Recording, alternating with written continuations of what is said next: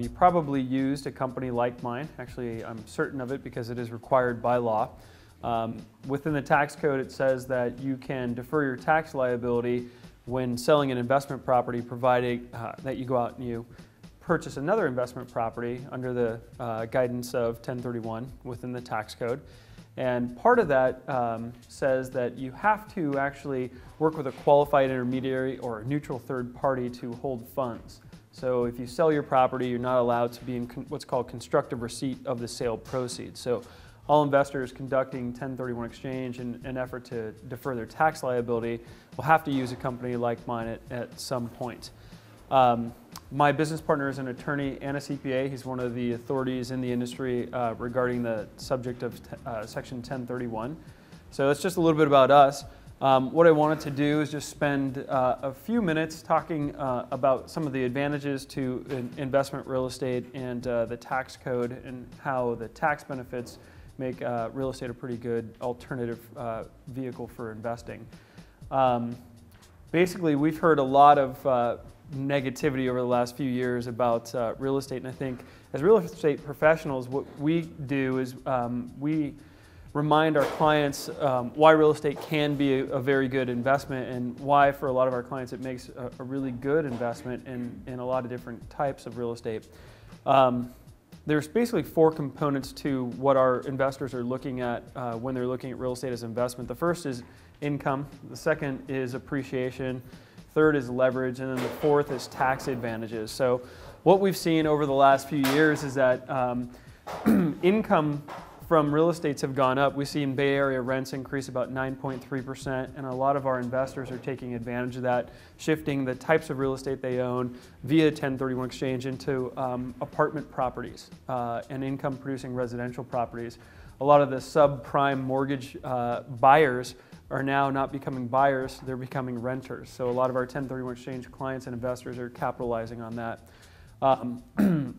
Of course, a lot of our investors are looking for appreciation and leveraged appreciation. One of the things that I think that is worthy of note is you read in the paper that the home appreciation has significantly dropped from where it was a few years ago. And what's interesting is that the news media never talks about leveraged appreciation and how that affects returns on real estate. So if you have, just for example, a 10% return or a 10% appreciation on $1 million property, and you put 10% down on that $1 million property, that's actually 100% return on equity. And so a lot of our investors know that, and you just don't hear a lot about that in the news media. So real estate, from our perspective, we see investors making good strategic acquisitions all the time, even in bad markets and in good markets. What really we focus on, of course, is the tax advantages of owning and selling real estate. Tax advantages to owning real estate are pretty clear, and if everyone in the room is an investor, you're probably already taking advantage of those. You have your expense deductions, you have depreciation, you have your interest on your mortgage that is deductible. So from an investment perspective, what those deductions allow you to do while you own real estate is shelter a lot of your cash flow. So the rental income coming in from your property is not necessarily going to be taxed because of those deductions. So our investors, of course, like real estate for that specific tax reason.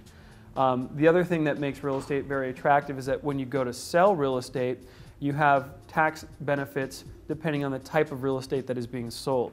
So if you're selling a primary residence, you can actually avoid paying taxes with what's called Section 121 of the Internal Revenue Code. If you're selling investment property, you can you can defer paying taxes with what is known as the Section 1031. So you have tax avoidance for your home, you have tax deferral for your investment properties. And a lot of our investors, particularly here in San Francisco, are in the position to capitalize on both of those tax breaks via one transaction. And the simplest example I can give you is we're actually dealing with a client right now who's selling a property in Noe Valley. It's a 2-unit building, and she's owned it for several years. The client has lived on the top unit of the property and has rented out the bottom unit of the property. And now that that property is being sold, it's being sold to one buyer with one escrow. And she is taking her homeowner's exemption on the top portion of the property, and she is doing a 1031 exchange on the bottom portion of the property. So she's getting maximum tax advantage with just a little bit of creativity and it's all perfectly legal and you know, according to the IRS guidelines. The other opportunity that a lot of investors and a lot of homeowners here in San Francisco have to capitalize on the tax breaks of selling real estate is you can now convert a primary resident into a rental and sell the rental as a 1031 exchange property, but also qualify for your homeowner's exemption. Okay. In the past, when you sold a property, you had to pick which tax break you were going to use on your real estate. Was it an investment? If so, you could do a 1031 exchange. Was it a primary residence? If so, you were going to take the homeowner's exemption. Now with the tax law has changed a bit, now what you can do is take both. And I'll give you an example. Let's say you bought a property for $100,000 and that property has appreciated to $1 million. You have approximately $900,000 of gain. If that property is your home and the only thing you've done with that property is live in that property, the maximum you can take is $500,000 of tax-free gain, and that's if you're married, right? You have to live in a property for 2 out of the past 5 years to qualify for the tax break. If you're married, you can avoid paying taxes on $500,000 of gain, and if you're single, you can avoid paying taxes on $250,000 of gain. So that's your basic homeowner's exemption. But the problem in our example is we bought it at 100 and it's now worth $1 million. So we have gain in excess of our homeowner's exemption. So even if we're married, we'll pull the first $500,000 of gain out, and that leaves us with paying taxes on the excess gain of $400,000. So you can choose to pay those taxes, or if you know that you want to build wealth through real estate, what you can do now, thanks to a revenue procedure that came into effect in 2006 actually, you can actually move out of that property, convert it to a rental, establish that property as a rental for at least 1 year, preferably 2, and then sell that property as an investment property and take advantage of 1031 exchange. However, since you've also lived in the property for 2 of the past 5 years, you can now also take your homeowner's exemption. So remember, we bought it at 100 and it's now worth $1 million. The first 500 comes out completely tax-free. Any excess gain above that homeowner's exemption is now completely tax-deferred. Okay, so the opportunity for investors, for homeowners who understand how the tax law works, who are looking to own real estate over the long term anyway, are very significant, because on a $400,000 gain, the excess that we would have had to pay on, that's about a $100,000 tax bill. So you might want to think, okay, is it worth renting that property out for a year or 2 and then doing an exchange to save myself $100,000 in taxes? And for a lot of my clients, that certainly does make sense. And some of our clients strategically plan to do exactly that. I have a guy in Burlingame right now who's selling a $1.4 million home that's been in the family for 30 years. He moved out a year ago, bought a new primary residence that he's now living in, and he's been renting out the Burlingame property specifically so he can qualify for the 1031 exchange. So pretty significant tax break there for investors that came through through the IRS about 1.5 years ago. Now, excuse me, one of the things that I do want to tell you as well is, as an investor, it helps to think strategically for the long term when you're planning your real estate investments. Because although Section 1031 of the tax code is a great tax benefit, it is a deferral. It's not a tax, it's not tax avoidance.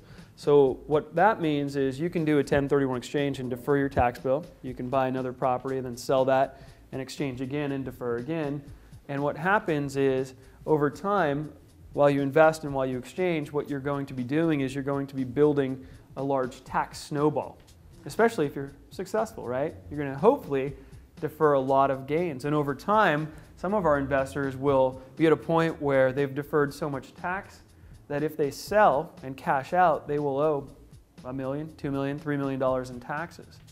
So as an investor, what you might want to think about is what we call the 3D strategy, which is defer, defer, and then die. Okay?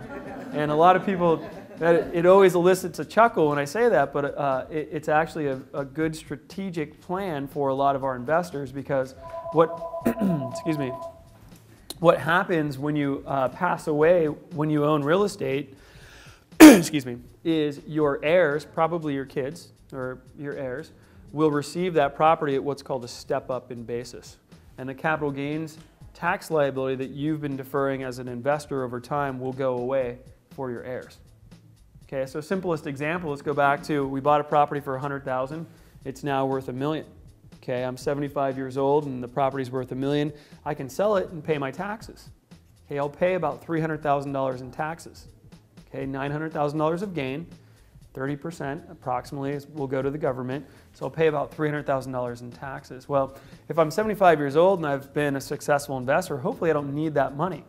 Hopefully the rental income excuse me, coming from my investments is supporting my retired lifestyle. So instead of paying that tax by selling the property, I just wait. Maybe it's a few years, maybe it's a decade, but I wait until I pass away. I own that property until I pass away, and my basis will step up to fair market value for my heirs. They can go out the day after I pass away, sell that property for fair market value, and pay none of the capital gains tax liability that I've been deferring over my lifetime of investing. So for real estate owners over the long term, Section 1031 is a great estate planning tool because it really allows you to pass on 100% of your wealth in real estate to your clients without having that 30% taken out through the capital gains tax. Now, one thing that comes up right away when I say that is, well, that's great for my heirs, but what about me? It's not so great for me because I have to die. Well, if you're looking if you're looking to take advantage of your real estate wealth before you pass away, one of the things that you can do is strategically buy real estate through the 1031 exchange process that you wouldn't mind converting to your own personal primary use. So I'll give you an example. I have an investor who sold about $6 million worth of land in Modesto about 6-7 years ago. Right before that development went on out there, and he got a really good price for his land. He 1031 exchanged the land, and he purchased a property in Tahoe, a property in Hawaii, in Maui, and then a property in Carmel. Okay, each one of those properties, in order to qualify for a 1031 exchange, had to be rented. So what he did was he put tenants in those properties for a couple years, and then he decided that he would move to the Tahoe property. He converted the Tahoe property from a rental to his primary residence. He lived there long enough and owned the property long enough so that he could take his homeowner's exemption. He sold that property. He's married. He took $500,000 tax-free, and then he moved to Hawaii. He's going to live in the property in Hawaii until he qualifies for the homeowner's exemption. He's going to sell Hawaii. He's going to take $500,000 tax-free, and then he's going to retire in Carmel. Okay, so you can convert an investment property into your primary residence, and provided you own it long enough and you live there long enough, you can take your homeowner's exemption and pull out, if you're married, up to $500,000 of tax-free gain. So a little planning while you're thinking about your real estate investments can really go a long way in terms of helping you retain your wealth and keep it away from the tax people. So how do you do a 1031 exchange? Pretty simple. There's 4 basic guidelines for an investor who's going to conduct an exchange. The first guideline is that your property needs to qualify. Okay, both your sale property and your acquisition property in the exchange need to qualify for the exchange. So the government says that if you are going to do an exchange, you can only exchange properties that have been held for productive use in trade or business or for investment. Okay, and the properties have to be like kind. Now, like kind is very vague and it's very broad, and a lot of investors get confused. They will call me and they'll say, well, Leonard, if I sold a 2-unit building, do I have to buy a like kind building, which means another 2-unit building? And the answer to that is no. Okay, you can buy and sell any type of investment or business property anywhere in the country. What you cannot do is you cannot exchange U.S. property for foreign property. Okay, so you can't sell here in the city and buy in Mexico via the 1031 exchange. You have to stay in the United States, and you have to stay with investment or business property. But other than that, the category is very broad and you have a lot of options. You can sell a rental home, you can buy an office building. You can sell an office building and buy a piece of land that you're going to hold for future appreciation. Okay, so number 1, make sure your property qualifies. If you have any question, just give us a call. Vacation homes are tricky. Okay, if you have a Tahoe property that you've rented out during the ski season but then used during the summer season, probably not going to qualify. Okay, you want to have significant rental activities on your properties. The IRS is starting to really crack down on vacation homes as well. So the more rental activity you can show on a property, the better. Preferably 2 years of rental activity. Absolute minimum 1 year. Okay. But if you've used your property in any significant capacity for a month or two, probably not going to qualify, especially now that the IRS is cracking down. Okay, so number one, make sure your property is qualified. Number two, when you do your 1031 exchange, if your goal is to defer all of your taxes, you need to do two things. Number one, reinvest all of your cash coming out from the sale. And number two, purchase a property equal or greater in value. Okay, so if I sell a $500,000 rental home and I plan on deferring all of my taxes, I need to go out and buy $500,000 worth of real estate. And whatever cash comes out of the sale of that property needs to be reinvested into my new property as the down payment. If I take some cash out, that's what's known as boot. Okay, and boot is taxable. So you want to make sure all of your money is transferred over, and you want to make sure that you acquire equal or greater in value to what you sold. Now you can be creative on how you do that. You can sell one property for $500,000, you could buy two for $250,000. You can sell 4 properties, you can buy one. Just make sure your value of acquisition is equal or greater to what you sold. Okay. Rule number 3, when you do your 1031 exchange, you have a strict timeline. You sell your property, escrow closes, the timeline begins. You have 45 days to identify what you're thinking about buying and a total of 180 days to actually go out and close on the properties that you're buying. Okay, 180 days, there's no extensions. Day 45 is very important. Day 45 is the day you need to identify what you're thinking about buying. And again, close of escrow on the sale property is when your time frame begins. And again, the IRS has recently announced that they are going to audit a lot more people on their exchanges, and one of the things they're going to look at is proper identification on day 45. And that leads us to the 4th and final guideline. On day 45, how do you identify? Okay, the identification rules are pretty simple. You have 2 basic options. The first option is what's called the 3 property rule, and you also have the 200% rule. Okay, with the 3 property rule, you get 3 properties. Pretty simple. 1, 2, 3 properties. And once you submit those 3 properties on day 45, you are then locked into those 3 properties. There's no substitutions, there's no changes after day 45. You need to buy one of the one of the properties on your list. Otherwise, you don't have an exchange. So 3 property rule gives you 3 properties, pretty simple. Now, if you plan on acquiring more than 3 properties, what you might use is the 200% rule.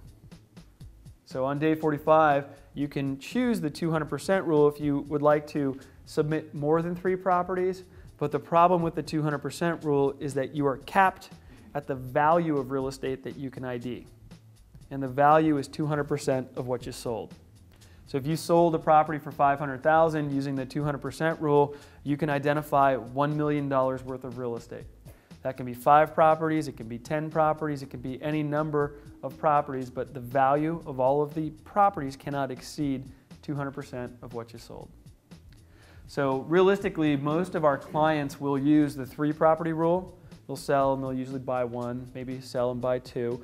On occasion, we will have investors who will sell in the Bay Area for, let's say, $1 million and go out to Texas. And in Texas, you can get a whole lot for your money if you're looking at single-family homes. So they might go out and buy 6 or 7 single-family homes in Texas. So those type of investors will choose to use the 200% rule.